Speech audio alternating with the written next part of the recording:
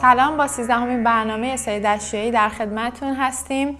این هفته براتون میپردازیم به ادامه برنامه قبلیمون که در مورد تحصیل در کانادا و پیرو صحبتامون راجع به سمیناری که در دبی در هتل گرند هیات برگزار میشه در تاریخ 19 فوریه در رابطه با تحصیل در کانادا و دانشگاه‌های کانادایی.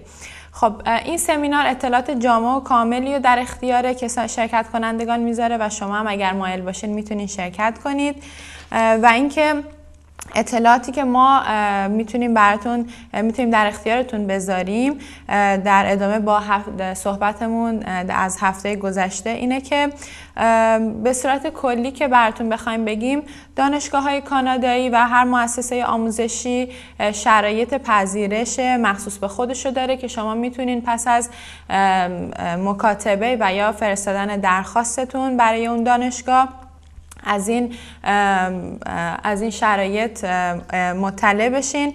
و دیگه اینکه یک مزیت دیگه ای که تحصیل در کانادا داره اینه که کنکور ورودی برای ورود به دانشگاه وجود نداره و سال تحصیلی هم از سپتامبر شروع میشه و تا اپریل تموم میشه.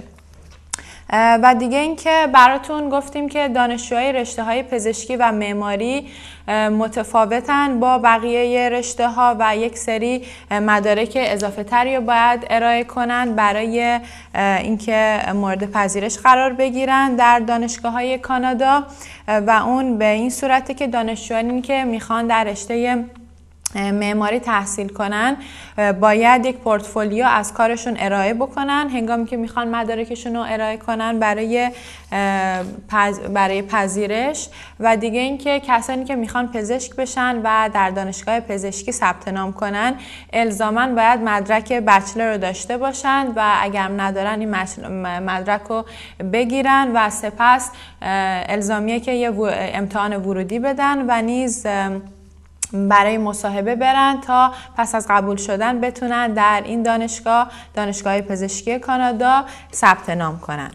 خب بسیار عالی. حالا براتون میخوایم در مورد ارسال درخواست به دانشگاه کانادایی بگیم که هفته قبل فقط تونستیم یه وبسایتش رو براتون بگیم و این هفته براتون هر سه تا وبسایت رو میگیم و در کنار صفحه میذاریم این وبسایت ها رو که شما یادداشت بکنید و بتونین که درخواستاتون رو برای این دانشگاه بفرستین. سه تا وبسایت هست که میتونین ببینین در کنار صفحه و اینکه دانشگاه هایی که در سمینار دبی شرکت میکنند براتون اینجا میگیم به این شرحن. اولیش University of British Columbia, Camosun College, Carleton University, Dalhousie University, McGill University, Memorial University of Newfoundland, University of Ontario, Institute of Technology, Ryerson University, St. Mary's University, Vancouver Island University و آخریش هم یورک یونیورسیتی. بسیار عالی. این هم بود لیست دانشگاهی که در این سمینار شرکت میکنن. شما میتونین باز اطلاعات بیشتری رو از این سمینار بگیرین یا به وبسایت ما مراجعه بکنید یا حتی ما در هفته‌های آینده انشالله پس از برگزاری این سمینار یه اطلاعات بیشتری رو در وبسایتمون میذاریم که شما مراجعه کنین و مطالعه کنین اون اطلاعات رو.